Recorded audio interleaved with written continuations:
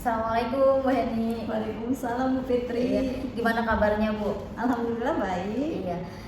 Saya dengar hari ini Insya Allah Bu Heni akan melaksanakan proses coaching ya. Iya. Baik. Sebelum memulai proses coaching di sini saya berperan sebagai supervisor yang akan mengamati proses yang nanti Ibu lakukan. Seperti itu. Saya juga akan menyampaikan rubrik penilaiannya ya Bu. Penilaian yang akan menjadi acuan saya itu berharap coach itu mempunyai prinsip seorang coach, yaitu tentang kemitraan, proses kreatif, memaksimalkan potensi coaching. Saya juga berharap Ibu memiliki kompetensi inti seorang coach, yaitu kehadiran penuh, mendengarkan aktif, dan memberikan pertanyaan yang berbobot. Nah, saya akan menilai juga berdasarkan rubrik melalui alur tirta tentang tujuan, identifikasi masalah, kemudian rencana dan tanggung jawab. Seperti itu Bu Heni. Apakah Bu Heni siap melakukan coaching? Insya Allah siap. Insya Allah siap. Sebelum Bu Heni melakukan coaching, ada beberapa pertanyaan yang saya akan ajukan ya Bu. Yang pertama, kompetensi yang mana yang akan Ibu kembangkan? Mungkin saya akan mengembangkan kompetensi kehadiran penuh, terus juga mendengarkan aktif dan melakukan pertanyaan yang berbobot. Baik. Dari ketiga kompetensi yang tadi, kompetensi mana yang secara spesifik yang akan Bu Heni kembangkan? Mendengarkan aktif, karena dengan mendengarkan aktif nanti mungkin saya dapat membantu coach dalam mencari solusi untuk permasalahan yang dihadapi. Baik. Pertanyaan terakhir nih Bu. Indikator ketercapaian yang ingin Ibu tuju dalam proses percakapan nanti itu apa? Nanti ya saya menggunakan alur tirta. Baik, ya. Terima kasih Bu Heni. Semoga nanti proses coachingnya lancar. Silahkan dipersiapkan proses coachingnya ya Bu ya. Baik Bu, terima kasih. Terima kasih Bu. Assalamualaikum Pak Alfian. Waalaikumsalam Bu Heni. Apa kabar hari ini? Alhamdulillah baik, walaupun sedikit agak pusing ini Bu Heni. Pusing kenapa ya? Itu si Fitri loh, murid saya itu Bu. Yang kenapa sih Fitri? Jadi tiap hampir sering sekali nggak masuk sekolah, tapi siangnya main gitu kata teman-temannya. Terus ketika masuk sering telat gitu. Padahal anaknya anak perempuan, tapi kok gitu, biasanya anak perempuan rajin gitu. Makanya saya pusing ini, kenapa nih anak ini? Oh seperti itu. Jadi Pak Alfian itu maunya si Fitri itu seperti apa gitu? Ya pengen saya sih si Fitri bisa seperti kayak teman-temannya, belajar disiplin tepat waktu, sehingga bisa mengikuti pelajaran dengan baik gitu. Kalau sekarang ini kan saya lagi menerangkan, tiba-tiba Fitri masuk gitu. Dan selain tidak baik untuk Fitri juga mengganggu teman-teman yang lain. Iya, tentunya sangat mengganggu ya. Ya jadi Pak Alfian juga akan terjeda gitu untuk menjelaskan. Teman-temannya juga merasa yang tadinya fokus jadi tidak fokus seperti gitu. itu ya. Nah, penyebabnya si Fitri bisa seperti itu apa ya? Kalau boleh tahu? Saya sempat tanya ke temannya waktu Fitri nggak masuk. Jadi katanya, kata teman-temannya itu orang tuanya kan kerja, suami sama istrinya, ayah ibunya Fitri itu kerja, dan Fitri di rumah cuma sama neneknya. Mereka itu berdua di rumah kalau malam. Katanya Fitri suka main game, main handphone sampai larut malam tuh. Akhirnya bangunnya kesiangan. Kalau dia mau berangkat ya telat, atau mungkin kan kalau keseringan telat malu akhirnya nggak sekolah sekalian gitu. Seperti itu. Jadi kurang perhatian ya, karena orang tuanya dua-duanya bekerja. Bisa jadi seperti itu Bu. Usaha yang pernah Pak Alfian lakukan itu seperti apa untuk menghadapi Fitri? Untuk yang sudah saya lakukan, memang baru sekedar saya tanya alasannya Fitri. Memang alasannya kesiangan terus saya tanya di rumah sama siapa, sama nenek, ayah ibunya kerja. Terus juga saya perhatikan kalau Fitri masuk juga belajarnya agak malas-malasan. Jadi saya sempat berpikir apakah gaya belajar saya di sekolah itu membosankan, yang tidak bisa memotivasi Fitri untuk semangat belajar sehingga dia agak malas, atau ada faktor lain. Saya juga masih meraba-raba nih Bu. Seperti itu penyebabnya. Jadi kira-kira usaha yang akan Pak Alfian lakukan itu usaha yang seperti apa? Ada beberapa sih Bu rencana yang saya akan lakukan. Yang pertama, saya ingin telepon orang tuanya Fitri untuk membicarakan masalah ini, karena kan ini berkaitan dengan anak ya. Kasihan kalau misalkan anak tidak bisa mendapatkan pembelajaran yang full gitu kan, karena banyak masuk. Nanti saya mau coba hubungi orang tuanya Fitri, lalu juga saya mungkin mau mencoba untuk mendesain pembelajaran yang menyenangkan gitu kan, karena kan Fitri itu nggak masuk kata temennya karena suka main game kan. Bagaimana caranya biar Fitri juga semangat belajar di kelas dengan saya berikan metode-metode permainan dalam pembelajaran gitu. Jadi usaha yang akan Pak Alfian lakukan itu yang mana dulu nih yang akan segera Pak Alfian lakukan? Karena sekarang sebentar lagi mau pembagian raport ya Bu ya. Mungkin yang pertama saya akan lakukan berkomunikasi dengan orang tuanya. Nanti ketika misalkan pengambilan raport ada orang tuanya, saya ajak bicara lebih detail mengenai Fitri untuk dipantau juga di rumahnya. Nanti baru kemudian ketika kegiatan ajaran baru, saya coba membuat desain pembelajaran yang berbasis permainan gitu. Itu kira-kira mengambil rapot itu minggu-minggu ini atau kapan ya? Ya Bu, besok tanggal 20. Oh iya.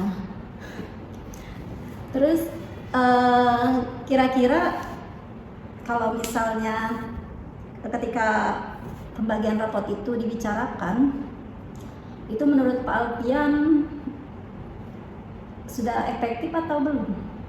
Kalau menurut saya efektif sih Bu. Memang kan ketika pembagian rapot kita juga menjelaskan kan perkembangan anak, kekurangannya apa yang perlu ditingkatkan. Nah, menurut saya memang momen yang pas ketika misalkan pembagian raport, orang tuanya hadir, kita bisa berbicara panjang lah gitu. Dengan harapan nanti ada perubahan juga di rumahnya dari pola asuhnya, atau punya solusi lah orang tuanya untuk bagaimana caranya biar Fitri ini tidak terlambat terus gitu. Oh ya, baik, kalau seperti itu mudah-mudahan solusi atau rencana aksi yang akan Pak Alfian lakukan itu dapat berhasil sehingga Fitri menjadi rajin ke sekolah dan semangat lagi belajarnya ya untuk datang ke sekolah dan tidak malas lagi ke sekolahnya seperti itu. Perasaan Pak Alfian setelah Pak Alfian membicarakan masalah Fitri kepada saya bagaimana? Ya sedikit lega Bu, karena Ibu sudah memberikan sedikit pemaparan dan juga dengan ngobrol sama Ibu saya juga terfikirkan juga untuk membuat game dalam pembelajaran, karena saya pikir itu penting juga kan. Dan juga nanti rencana juga saya mau mengajak teman di kantor, ada tuh teman yang memang jago IT ya, untuk membantu saya membuatkan program gitu. Oh iya, jadi nanti dibantu temannya ya, Iya. membuat programnya. Nah, saya rasa cukup ya Pak Alfian ya untuk Iya. masalahnya. Cuma nanti setelah Pak Alfian berbicara dengan orang tua Fitri dan Pak Alfian sudah membuat game untuk pembelajaran, melakukan pembelajaran, nanti mungkin saya akan menanyakan lagi tentang keberhasilan Pak Alfian yang sudah melakukan usaha-usaha di dalam menyelesaikan permasalahan untuk Fitri itu ya. Nanti saya akan menanyakan lagi. Boleh kan Pak Alfian? Boleh sekali Bu, saya juga pastinya merasa sangat senang juga Bu bisa sharing dengan Ibu. Karena kan dengan sharing kita bisa mencari solusi-solusi bersama untuk kebaikan di dunia pendidikan ini. Setelah ini apa ada yang ingin yang sampaikan? Mungkin yang akan saya sampaikan, saya akan lebih intens lagi nih Bu untuk meminta bantuan teman, karena kan setelah pengambilan raport ada jeda waktu. Nah itu sebagai persiapan saya untuk membuat desain pembelajaran di kelas.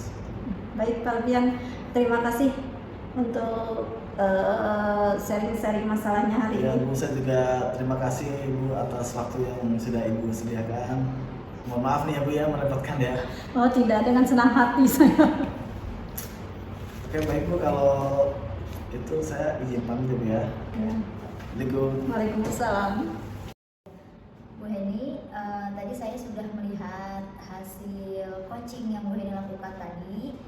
Kira-kira dari kegiatan coaching tadi, apa kompetensi yang sudah didapatkan sama Bu Heni, yang sudah tampak dari diri Bu Heni? Saya rasa semua kompetensi sudah tampak ya, walaupun mungkin ada beberapa yang sedikit kekurangan gitu, ada sedikit kekurangan, tapi saya rasa sudah nampak semua. Baik.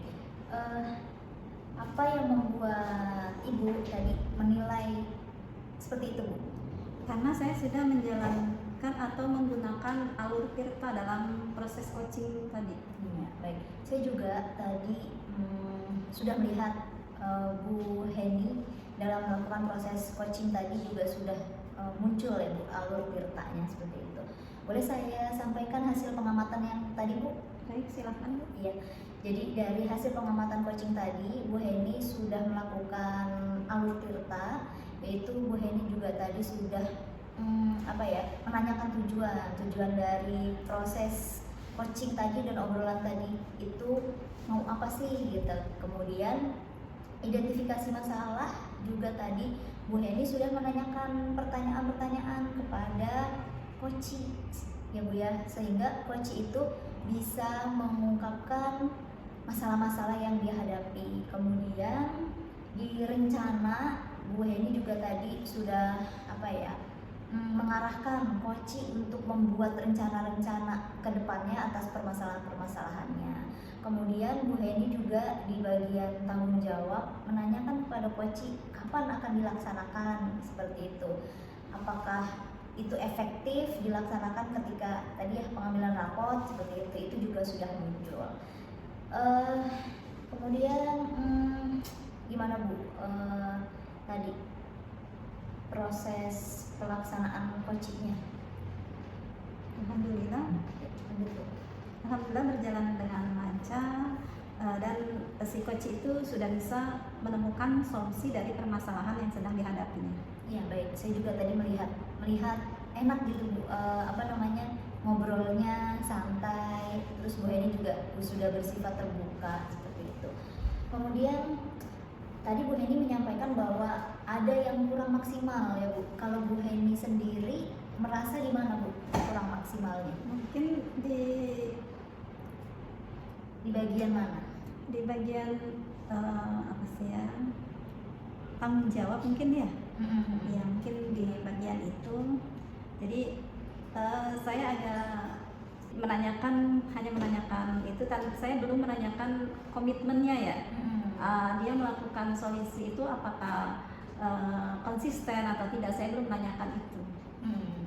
Baik, tadi juga saya melihat bahwa di bagian rencana, di bagian apa tadi Bu? Komitmen, rencana, tanggung jawab. Tadi juga saya melihat di bagian tanggung jawab sudah muncul tetapi belum maksimal. Tadi Bu Heni menanyakan tentang apakah efektif, tapi merasa belum menanyakan konsisten, apakah bisa konsisten dilakukan seperti itu. Ya, kemudian dari proses kegiatan coaching tadi, rencana tindak lanjut untuk selanjutnya seperti apa Bu? Ya mungkin karena tadi kan saya akan menanyakan itu sampai di mana, maksudnya nanti keberhasilannya, sampai di mana keberhasilan di dalam menyelesaikan solusi masalah yang dihadapinya. Saya tadi menanyakan seperti itu ya. Mungkin itu akan saya lakukan gitu. Jadi ngobrol berkelanjutan sama Iya. coachnya tadi ya Bu ya, Iya. nanyain gimana nih, udah dilaksanakan apa belum, terus perkembangannya seperti apa gitu ya. Ya saya juga setuju Bu seperti itu. Kemudian dari diskusi kita hari ini, apa yang sudah terbayang akan dilakukan untuk meningkatkan kompetensi atau performa diri kita? Ya mungkin saya akan terus berlatih atau ya banyak-banyak melakukan coaching gitu kepada coach gitu untuk meningkatkan performa saya. Baik. Kemudian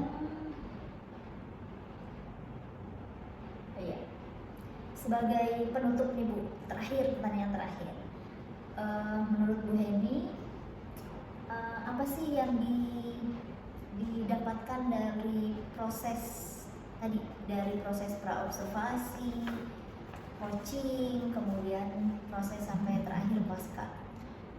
Tentunya ada yang saya dapatkan, jadi saya dapat membantu menyelesaikan atau mencari solusi dari permasalahan yang dihadapi coach tadi gitu. Sehingga ya coach dapat nanti menyelesaikan permasalahan itu. Baik. Berarti dari pertemuan ini kita bisa sama-sama meningkatkan kompetensi diri seperti itu ya Bu. Baik, terima kasih Bu Heni untuk waktunya ya. Terima kasih juga saya diberi kesempatan untuk mengamati proses coaching ini. Semoga nanti ke depannya kita sama-sama menjadi yang lebih baik lagi. Gitu Bu Heni ya. Terima kasih. Ya, sama-sama.